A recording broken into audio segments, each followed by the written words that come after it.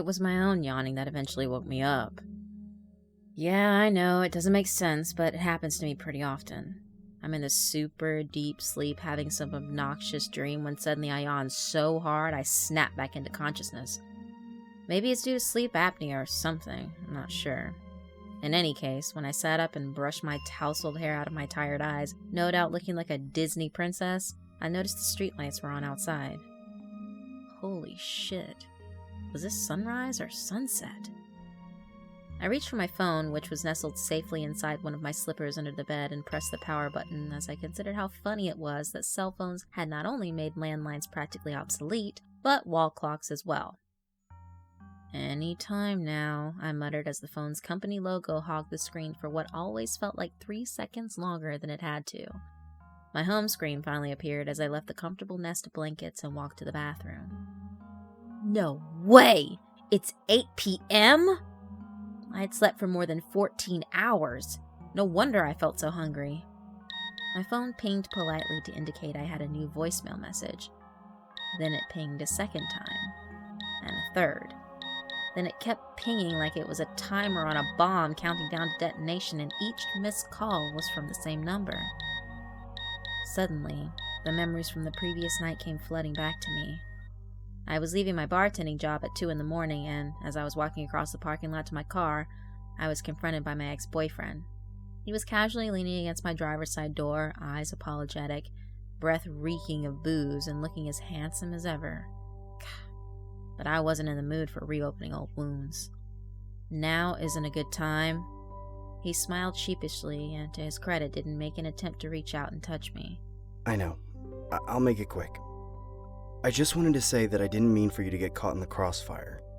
You were the last person I wanted to get hurt.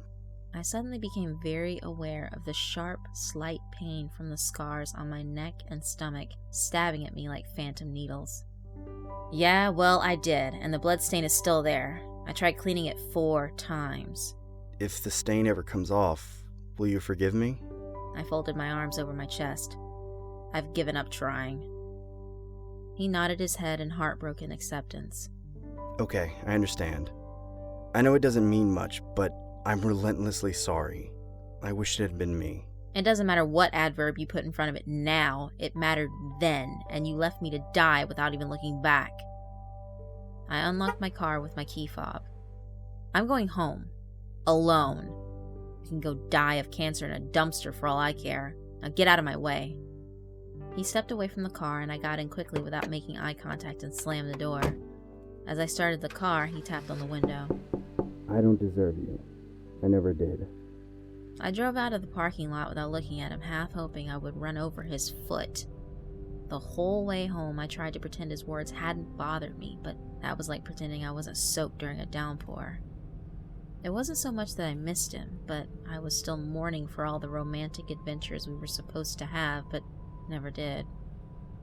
The relative certainty of my future had been destroyed in a fraction of a second, and I had fallen into a cold abyss of uncertainty, with nothing to do but roll up my sleeves and climb out alone. And now that I'd finally reached the top, the guy who let me fall wanted to build a bridge. Well, fuck that. When I got home, I opened a bottle of Blanton's I had been saving for after I published my first novel. I needed a drink, and it was the only booze in the house. Small price to pay. I hadn't written a word in 7 months after all. My laptop had more dust on it than a library card catalog. After throwing back half the bottle, I gave my punching bag in the basement a good bare-knuckle thrashing before turning off my phone and stumbling to bed around 6 in the morning. When my phone finally stopped pinging, I picked it back up. There were 27 missed calls and 13 voice messages. I rolled my eyes, tempted to delete them all without even listening to them, but what stopped me was the abnormality of it. He had never been so desperate or insecure as to assault my phone like this. If he really had something more that he felt I needed to hear, he would have just come over. I made myself put it out of my head, set down the phone, stepped over the pizza box-sized stain on my carpet, and returned to the bathroom and took a long, hot soak in the shower. Afterwards, I got dressed, made myself a bacon-heavy salad and a cup of tea while trying to decide which late-night show to watch. I sat down on the couch and flipped through the channels on my remote, but nothing on cable was entertaining enough to distract me from what was potentially waiting on my phone. Setting my cup down and muting the TV, I picked up the phone and played the first message. 6:51 a.m. Hi, it's me. I've just been walking around aimlessly since you drove off. Pretty sure I'm lost, actually. But I got to watch the sunrise, and it reminded me of that time we went camping together and got lost. You remember that? I didn't realize the compass was defective, and we wandered so far down the mountain we had no idea what state we were even in anymore. And you kept insisting you were starving, and I felt so guilty that I burglarized that little farmhouse for food without realizing the owners were having loud sex in the back room. Watching you laugh your ass off as we struggled to eat that stale banana bread I got away with. And well, afterwards, on the blanket. It was one of the best nights of my life. And watching you clean yourself off in the stream afterwards as the sun went down was... You were so beautiful. Anyway, just figured I'd try to make you smile one more time. Love you, babe. I smiled despite myself. God. I remember that day clearly, and even recalled thinking at the time that nothing could ever come between me and this guy and make me love him any less. Okay, I thought. Well done. There were some good times. I appreciated the happy memory. It alleviated the pain a little. So, why did he feel the need to keep calling after that? He should have just taken it as a win. Despite my better judgment, I played the second message. 7:32 a.m. Hi, babe. I'm sitting at this greasy diner and having coffee, and this kid at the table across the room just proposed to his girlfriend. And you know what the crazy romantic thing is? She's in a wheelchair on oxygen. She nearly fell off the chair to hug him, and the 6 or so people in here applauded them. I know you may be rolling your eyes thinking I just made that up, but I swear it's the truth. This skinny kid is stronger than I ever was. He's willing to commit to this girl when times are tough, when I couldn't even find the courage to propose to you when things were great. And then as soon as things went bad, I ran. I'm so sorry for that. I don't expect you to ever forgive me. But I hope you can at least find it within you not to hate me anymore. I'm so glad you recovered and put your life back together. You've always been stronger than me. I smiled wider. Damn him. He definitely knew how to say the right things when I wasn't there glaring daggers at him. I wasn't sure I believed his story about the wheelchair girl, but the fact that he was opening up and admitting to his screw-ups meant a lot to me. Convinced that his torrent of voicemails were all probably sappy love poetry, I turned off the TV, nestled myself all snug on the couch, and played the third message. 8:14 a.m. Hey, beautiful. I took the train back uptown, and I'm actually walking past our old spot right by the tree, as comfy as ever. I rolled my eyes and smirked. Our spot was a narrow patch of grass between 2 headstones under the shade of a large tree in a small cemetery. The names on the 2 grave markers were Holmes and Watson, and I had gotten such a kick out of that I decided to make the small nook between the stones my personal spot to play my guitar or work on my novel. What was once my spot had eventually become our spot after we had been dating more than a few weeks. His voicemail continued. I'm dropping a gift for you by the Watson stone now. If you decide not to come for it, don't worry, it won't seem out of place. I have no idea if you're listening to these or have decided to delete them, but just having a conversation with you one way like this is really helping me come to grips with us being over. It definitely beats therapy. Not going to lie though, it would be nice to hear the sound of your voice. He paused for a moment, and the silence seemed almost harsh. I want you to know, when I ran, I didn't mean to abandon you. They were after me, and in my head, I thought it best to get as far away as I could from you to keep you safe. I know that's not how it worked out, and it may seem like a convenient lie, but There was a sudden garbled noise and the message ended. I looked at the screen. There wasn't any reason my phone should have cut him off. Maybe he tripped and dropped his cell. I stood up and walked to my bedroom and began to get dressed. My curiosity had been tickled, and I was eager to find out what he had left by Watson's headstone. I put on a necklace he had given me with a silver pendant, threw my hair back in a ponytail, grabbed my jacket and my guitar, and headed out the door. The cemetery was about a 30-minute walk, and it was a gorgeous night, so I decided to hoof it and keep listening to his messages as I went. As I locked up behind me, I listened to the fourth message. Immediately, I noticed a difference in his voice. He seemed distracted, out of breath, and nervous. 8:20 a.m. Babe, do you remember that time we got locked out of the car in the rain? We had to curl up under that one tiny umbrella and sit on the wet pavement while we waited for over an hour. You wouldn't stop reminding me how you had wanted to pay the extra cash and use the parking garage. The second level? Spot 14? Yeah, you were right. You usually were. But at least we were miserable together. I miss being able to sit all close and cozy to you like that. I frowned as the message abruptly ended. What he just said hadn't made sense. I remembered getting locked out of the car with him, but that had been my stupid mistake. I had left the keys in the ignition, and he had been the one to suggest the parking garage. And what did he mean by spot 14 on the second level? We didn't have a designated spot in that garage. That was complete random nonsense. Was he misremembering, or was something else going on here? I skipped to the fifth message as I crossed the street, and this time he sounded even more flustered and worried. 9:06 a.m. Hey, I remember I left some clothes in our storage unit. Awkward, right? I'm going to head over there now. They should be open. I just wanted to let you know in case you were heading there and wondered why some bags were missing. Just before the message cut out, there came the sound of metal sliding down a track. Okay, what was going on? Was that the sound of the storage unit door closing? Why did he say he was heading there then? And besides, there was nothing in that unit except a coffee table and some Christmas junk, and he knew that. As I turned a corner, I bumped into another woman. She had her hood up and a lot of facial piercings. She glared at me as I made to apologize. Eyes off the phone, skank. Better than looking at you. She flipped me off and kept walking. Kiss my ass, bitch. Watch out for metal detectors. I walked for several more minutes with my phone tucked safely in my pocket, keeping my eyes on the sidewalk.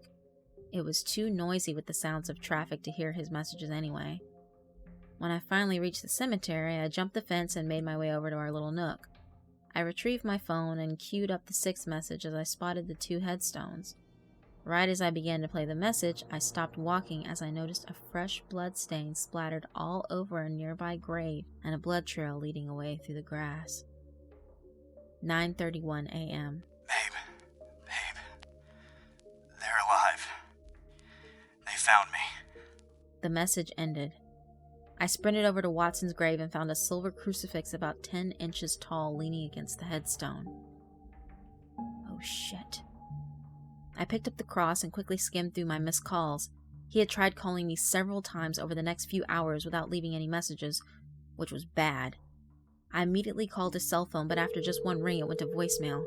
I had no idea what to say, so I quickly stated, "I got your messages. Call me," and hung up. If he was right about who was after him, that meant that they had survived after what they did to me and were coming back to finish him, and he was out alone on foot without anything to protect himself. Fortunately, he had left several more messages for me, which meant at least for a short while he had been able to evade them. As I left the cemetery, I pulled up the seventh message. 1:16 p.m. Hey, I have no idea if you're alright. I hope you are, but don't try to contact me after this. It's definitely them. I'm drawing them out of the city and away from other people. I don't want anyone else getting hurt. I'm safe for the moment. I found somewhere to hide. After you hear this, get to a safe place too. If after 4 hours you haven't heard sirens and there isn't any breaking news about mass casualties, I'd say you're alright. There were a few moments of silence before. If you don't hear from me again, I love you. Oh shit! There was the sound of glass shattering and the call abruptly ended.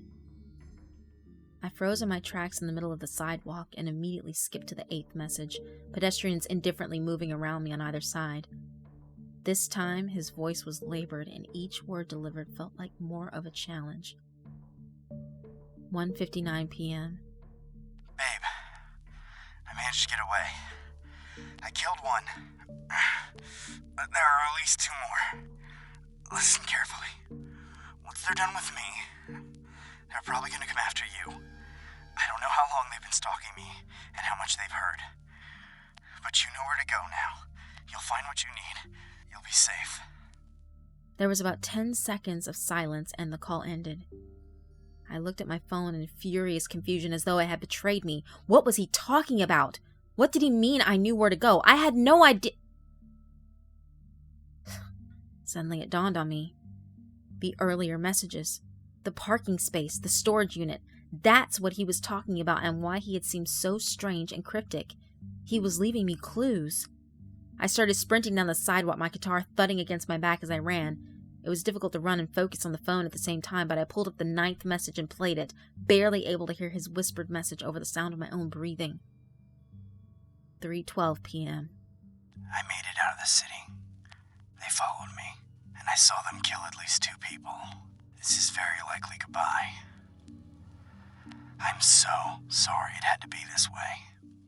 You were the best thing that ever happened to me. I know I said this before, but when you got hurt, I didn't run because I didn't care about you.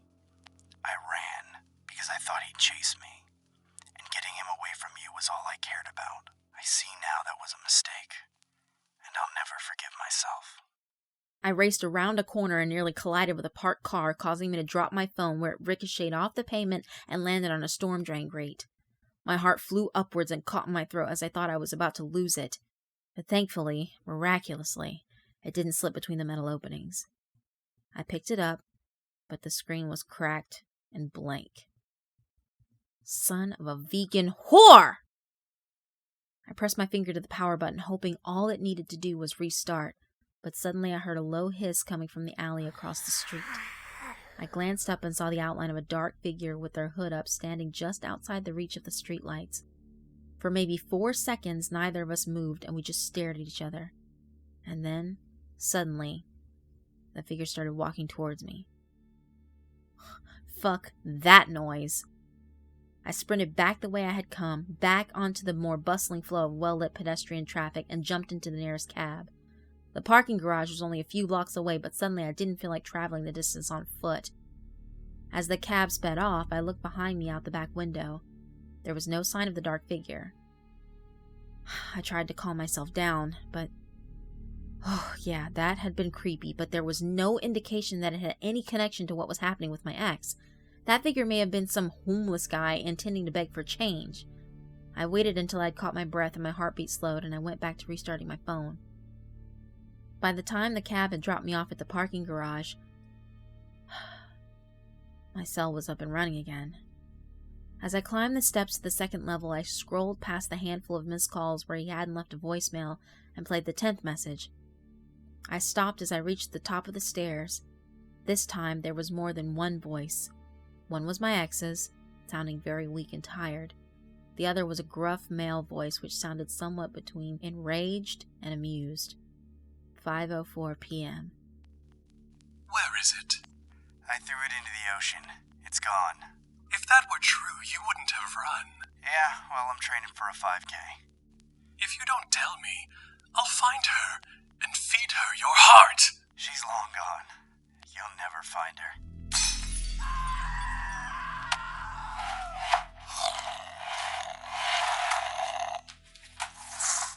Suddenly my ex started screaming, and there was the sound of glass shattering and objects being hurled across the room.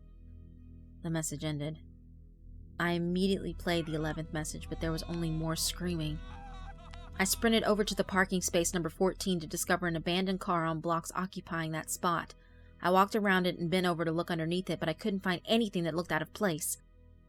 As I straightened up again, I noticed a polished spot on the door handle of the passenger seat where the dust had recently been disturbed. I pulled the door open and peered inside. There was nothing on the seats or in the footwells, but when I opened the glove compartment, I noticed a handkerchief shoved into the far corner. I pulled it out delicately and immediately felt the crusted stain of dried blood on the soft fabric.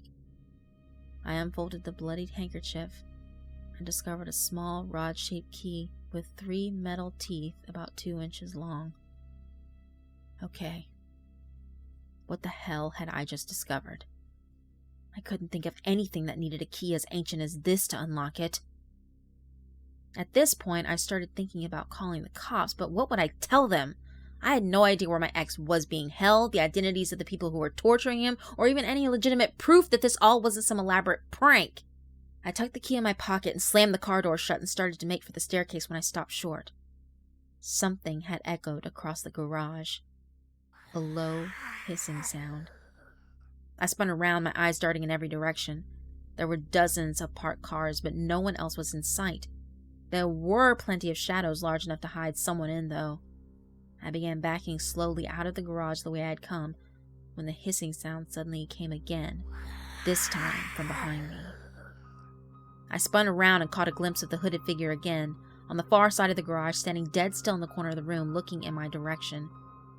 I didn't trust myself to be able to outrun this faceless stalker to either of the staircases, so I chose the lesser of two reckless actions and leaped right over the edge of the wall and off the side, landing with a hard thud on my hands and knees below, scaring the hell out of a handful of pedestrians.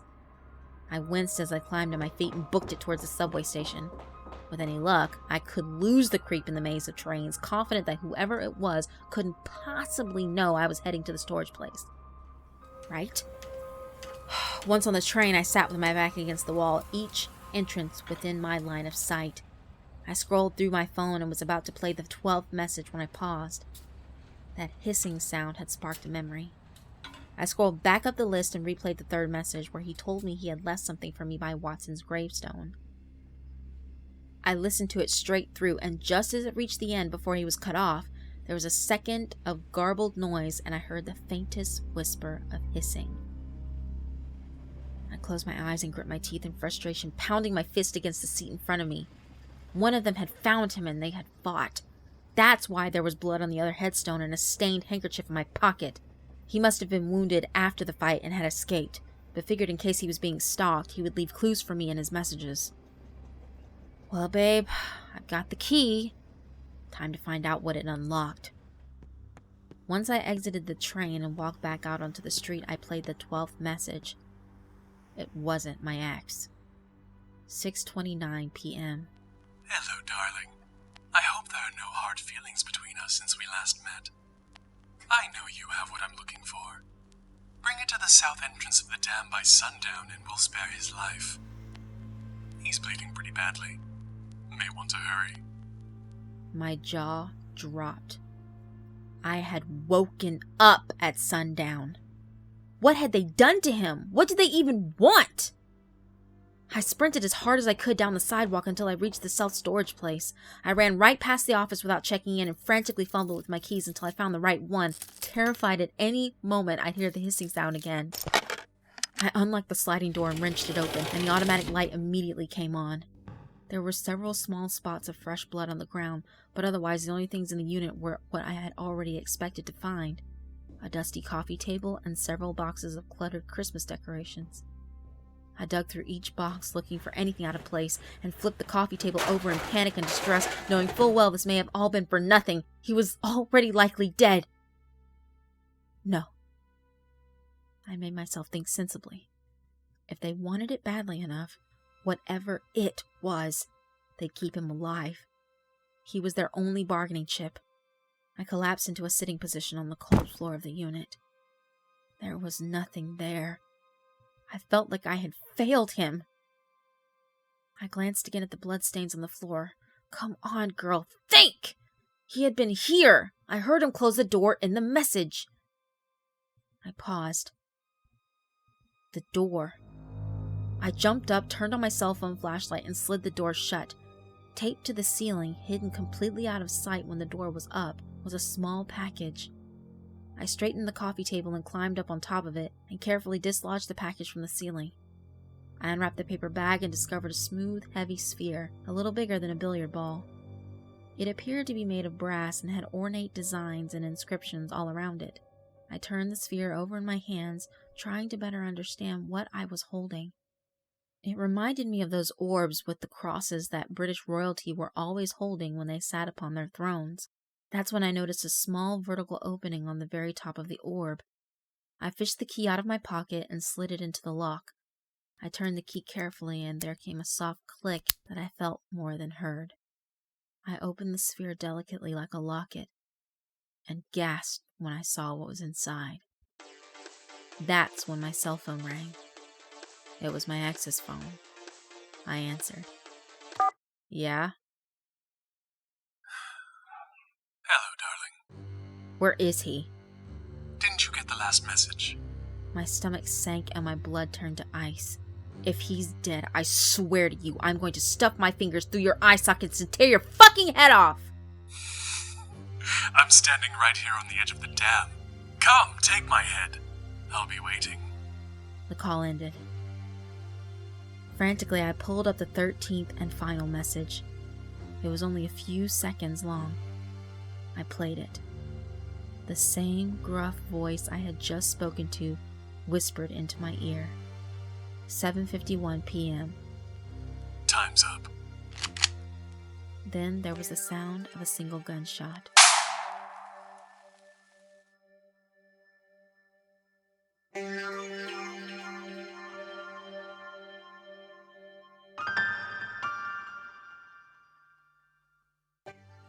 I walked down the path through the dark, guitar on my back, crucifix on my hip, fire in my eyes. I was too enraged to be afraid. There would be no cops following in my wake, no pleading for mercy, no plan B. I was going to kill him and wear his jawbone on my head like a tiara. The orb bounced around heavily in my side pocket as I walked, bumping against my knee. I was going to be glad to be rid of it. I raised the cell phone to my ear one last time and pulled up a message my ex had left for me once that, despite all he had put me through, I didn't have the heart to erase. Tears collected in my eyes as I played the voicemail. 7:45 a.m. Hey, happy birthday, beautiful. I know we've only been dating for a few months, but I wanted to let you know I'm looking forward to the next few months and beyond with you. I love the way you squirm in your sleep, the way you wrinkle your nose right before you laugh, and how you always have to stir your coffee both ways. You're more than just a part of my life. You've become the center of it, and I'll stand by you for as long as you'll have me. Babe, who are you talking to? Coming or not? That's you in the shower. Can't wait to see your face when you play this message in 20 minutes. Well, I better get in there with you and make this the best birthday morning ever. Love you, Rose Petal. I slid the phone back into my pocket as the tears fell down my cheeks. I missed that nickname. As I stepped out from the trees, I noticed the lock on the fence had been broken off and the gate was swinging open freely in the wind. I walked through it, up the stone stairs, and walked across the reservoir dam where we had our first kiss. Standing on the stone walkway, staring out at the water's glassy surface, hair caught in the breeze, was a tall man in a dark suit. He didn't turn as I came towards him, my footsteps echoing off the rock. Where is he? You actually came. More noble than smart. I want to see him. Then you can have your fucking antique croquette ball. I heard hissing close behind me, but refused to turn around. I pulled the brass artifact out of my pocket and held it up to show him. The key as well? I held up the tiny metal rod in my other hand. Very good. Hand them over. I put the key in the lock and tossed the orb over to him. Is that what you were looking for the first time, when you came after him and I got in the way? The well-dressed man grinned as he caught it. Does that even matter? My mind flashed back to that gruesome night. My ex and I had been on the couch watching stand-up and giving each other shoulder rubs when there had been a knock at the door. Thinking it was my neighbor, I had run over barefoot and thrown open the door without checking the peephole. The well-dressed man had been standing there, and he had simply whispered, "Hello, darling," before stabbing me directly in the gut with a meat hook.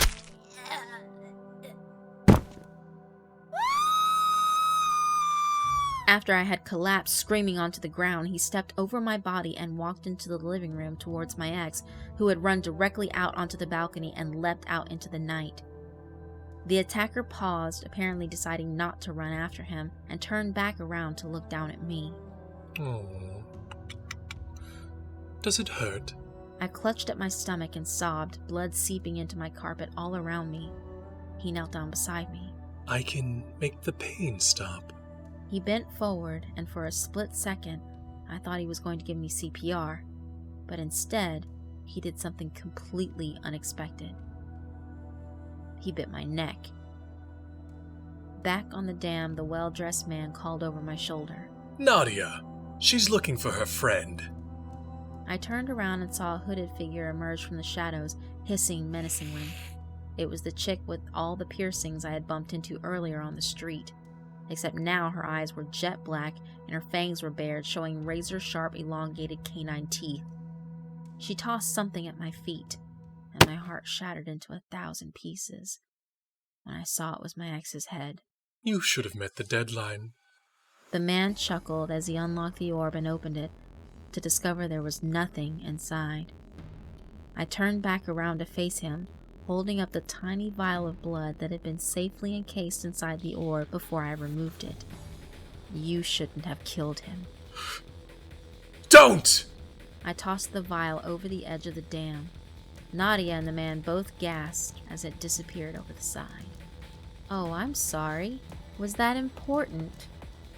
The man stared back at me in hatred and fury, and an inky darkness swallowed all of the color behind his eyes. Kill her! Nadia charged me from behind, but I spun nimbly and smashed my guitar across her face, shattering it to splinters. I roared, baring my fangs as I ripped the silver crucifix from my belt and stabbed it downwards into the woman's heart. She screamed as she burst into flame. I dodged a blow from the meat hook and leaped upwards onto the dam's wall, parrying blows against the jagged weapon with the crucifix. I sprung backwards, ignited the UV flashlight on my phone, and held it up, the crucifix in front of it, burning the image of the cross into his eyes. He roared in pain and leaped backwards, temporarily blinded. I charged him again, attacking him with the harnessed sunlight. He swiped at me with the meat hook and sent the crucifix hurtling over the side into the waters below. He knocked me from the stone wall, and I landed on my back hard against the ruins of my guitar. As he stepped down off the wall and came at me, I reached inside the broken shell of my guitar and pulled out my concealed gun. I aimed and fired all 6 shots at him, and blood splattered the stone as he dropped the hook and staggered backwards and hit the wall. I marched forward, grabbing a fistful of his hair, but he produced a hidden knife and buried it directly underneath my left breast. Undead fucker! I ripped the silver pendant off the chain on my neck and planted it right above his Adam's apple and just let it burn the skin right away until it opened a hole in his windpipe. I bore my fangs again and smashed his head back against the stone as he fought to breathe. See you in hell. Don't wait up. I hooked my fingers through his eye sockets and ripped his head right off his shoulders, chucking it right off the side of the dam.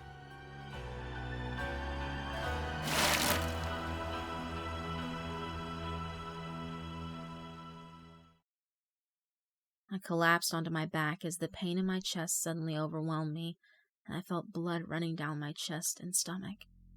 I wrenched the knife out and screamed in pain as the open air invaded the wound.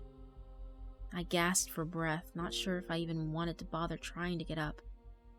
Lying there seemed like a good plan for the time being.